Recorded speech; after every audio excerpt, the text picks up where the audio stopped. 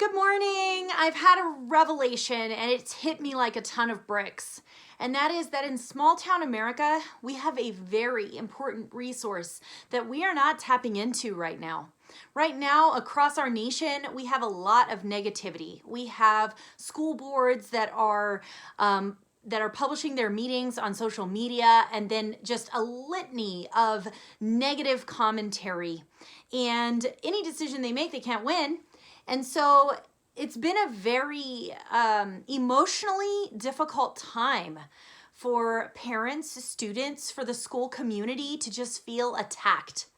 So I think we need to look at the positive. And here's what we're missing in this narrative. We are forgetting that in small town America, we have a resource in our people. What makes small town America so special, so unique, and so important to the fabric of our nation is that in small town America, we have people that love each other. We have people that know each other, care about each other, and are invested in one another's lives. And we've got to stop getting wrapped up in the negativity and forgetting the value of what we truly have in our community. So I'm talking to myself as well as I'm talking to anybody who's watching this video, because I know what happens when I start reading the comments online.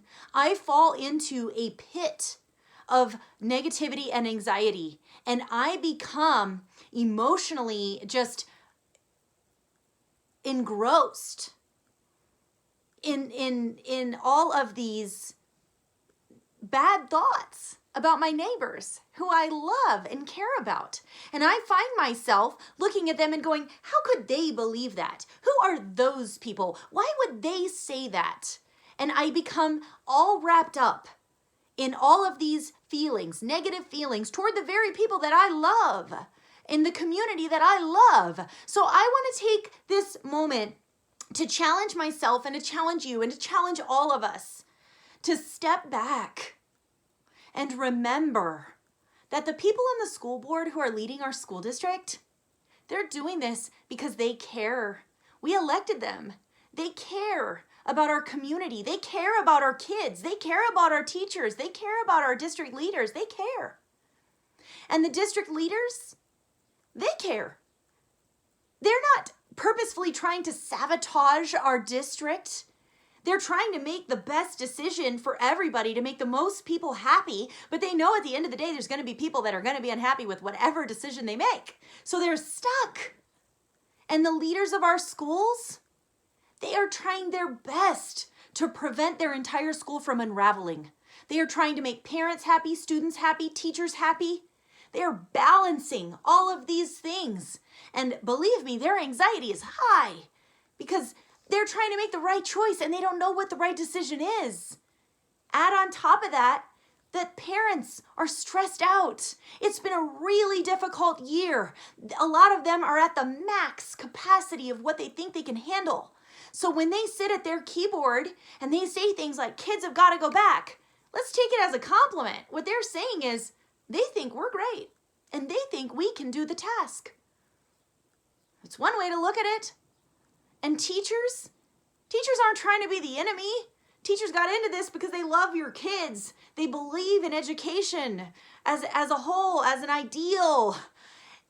They aren't in their commentary about whether they're vaccinated or not vaccinated or their challenges in teaching and instruction. They're not trying to minimize the importance of going back to school. And we have to stop looking at everything in isolation and picking little things and being like, that's a problem, that person, how did they? And let's open our minds and remember that there's no easy answers here. We got to give grace to all of these people and all of these groups. We have to remember that there's two sides to everything, and we don't know a person's entirety of their experience and where they're coming from and their perspective. And who am I to judge them?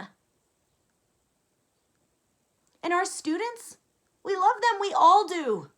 And we have to look at the positive side of this, which is that we all love them so much, we're all willing to fight. We're all willing to go to battle for what we believe is the right thing. But I want to challenge us. Let's stop focusing on all this negative And let's ask where we can be of service to whatever choice is made. Because here's the thing, we got to listen first and talk second. We have to remember that the people who are talking, the ones that we should be listening, they're people we love. They're people in our community that matter. And yeah, we can disagree. That's okay. But at the end of the day, we have to choose to come together and support one another no matter what. We got to offer each other grace. And we have to ask, where can I help? Because if we stay remote, does your neighbor need help with childcare? Do you have time? Could you be of service? Does your neighbor have a child that needs help with tutoring? And in this remote setting, that's something that you know how to do and you could help? Or if we go back to school in person, we're going to need some personnel. Are you willing to help? Because in a small town, this is what we do best. We come together, we support each other, and we love each other. And we can do this. So let's listen first, talk second. Let's approach each other with grace. And finally, let's ask, where can I help? Because no matter what happens, there are going to be people that are unhappy with the decisions. And it's up to us to keep loving each other and being an example of the greatness that is represented in our small communities. Because we got this. And I live in a small community because I choose to. And because I love this community. And I know we have the capacity to do this.